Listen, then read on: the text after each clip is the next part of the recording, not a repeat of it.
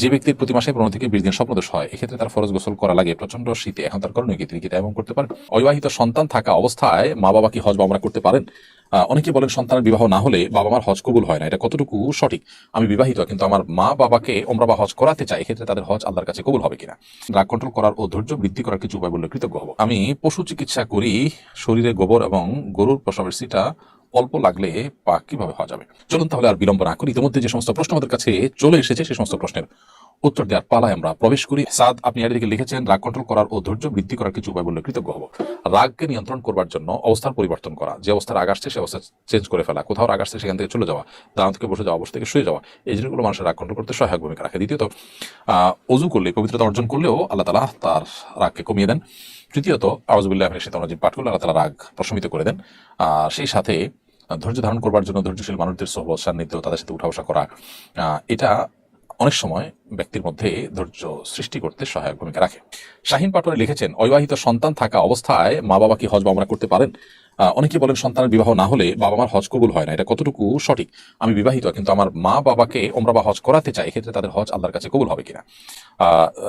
শাহিন পাটোয়ারি, আপনার প্রশ্ন উত্তর হলো, বাবা মার হজ ওমরার জন্য সন্তানকে বিয়ে দেওয়া মোটেও পূর্ব শর্ত নয়। এটি আমাদের দেশে সাধারণ মানুষের লোকমুখে প্রচলিত একটি কথা মাত্র।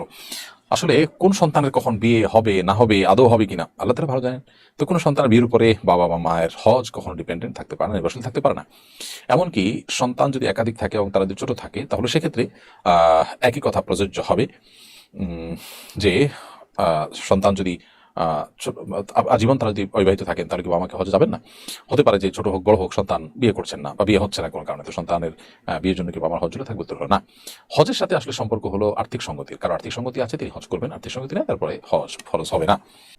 রবিউল, আপনি আমাদের ইউটিউব চ্যানেলে লিখেছেন, যে ব্যক্তির প্রতি মাসে 15 থেকে 20 দিন স্বপ্নদোষ হয়, এক্ষেত্রে তার ফরজ গোসল করা লাগে প্রচন্ড শীতে। এখন তার করণীয় কি? তিনি কি তায়াম্মুম করতে পারেন? প্রথম কথা হলো, তিনি ট্রিটমেন্ট করতে পারেন যাতে করে তার এই দুর্গতি এবং কষ্ট দূর হয়। দ্বিতীয়ত, এই অবস্থায় গিজারের মাধ্যমে কিংবা কোনোভাবে পানি গরম করে কোনোভাবে তিনি যদি গোসল করতে পারেন, তাকে গোসলই করতে হবে।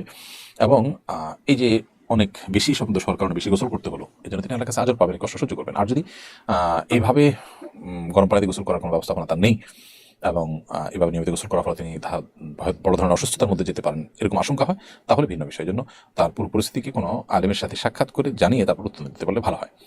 রওনক হাসান সজীব লিখেছেন, আমি পশু চিকিৎসা করি, শরীরে গোবর এবং গরুর প্রসবের সিটা অল্প লাগলে পাক কিভাবে হওয়া যাবে?